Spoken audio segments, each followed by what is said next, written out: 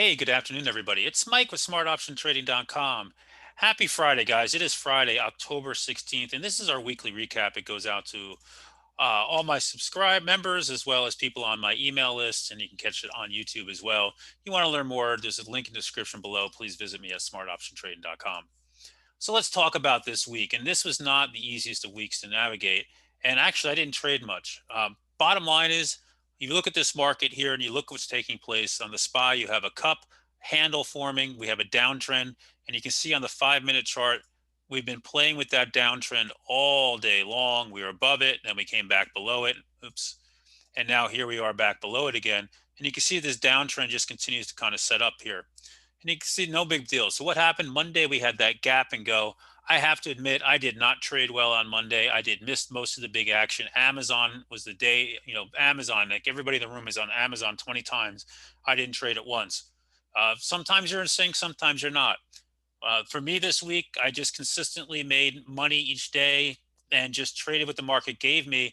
And this is a week, guys, when the market gets like this, is to stay out of trouble. And we knew today, and I warned everybody over and over that today, options expiration for the month of October, monthly OPEXs are typically very, very nasty. You can see here the action kind of uh, was like that.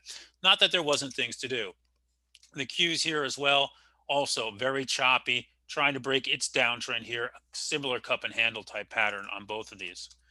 When you look overall at charts and you look at what's going on the daily charts here, you can see Walmart there. You can see a lot of things have been strong. And, depending what you were looking at today, what you want to do. On Monday, they were all over Twitter on the open, made nice money on Twitter on that gap up, traded that, made good money on that. And then it's given it all back. And that's just not a good sign for a name like Twitter. Snap gave a move to 52-week highs today and then gave it right back. And we saw a lot of this. Netflix this week gave one hell of a fake out candle. We went over this, took out this range. And when you look at the range, you say, okay, it should run to all time highs. There's no resistance there. And what did it do? It popped on the open, pulled a little bit, started to pop again, then yanked nasty. This is the type of candle when you have a nasty reversal candle that engulfs the previous day's action, like this one just about did, to stay out of it. We have earnings next week, and earnings are going to be the play next week when you get names like Netflix reporting on Tuesday, but ultimately holding the 8 day, but just weak action. Amazon, talked about that one, huge gap and just incredible strength on Monday, up almost $200 at one point. But now here it is giving it all back. Zoom was in play all week long, specifically yesterday and today. Beautiful action on it yesterday, gapped and pushed again today. New all-time highs. This name showing no signs of weakness. We traded Neo a bit. Neo, big move on that day. JP Morgan upgrade on it. Pop, push, day two. Even gave a little bit of a day three here, just worn out. To stay with China names, Baba just missed all-time highs today by a penny. Nice bounce back. Baidu, we didn't trade, but Baidu, huge move this week. But look at how ugly it is after that. So seeing a lot going on there. Names like Apple with their event gave trades on Monday, but look at Tuesday's action on the event and add a play here and still has a little bit of gap to fill here if it wants to.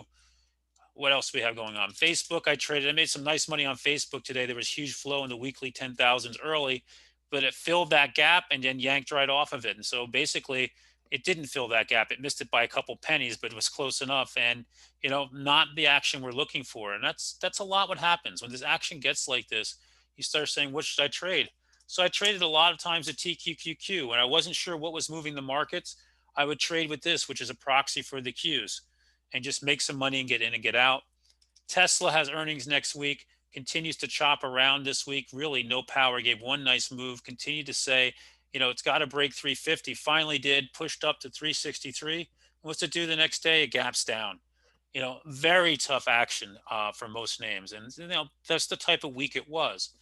So next week, everything changes. Why does things change next week? Well, things change next week because we have a tremendous amount of earnings coming into the market.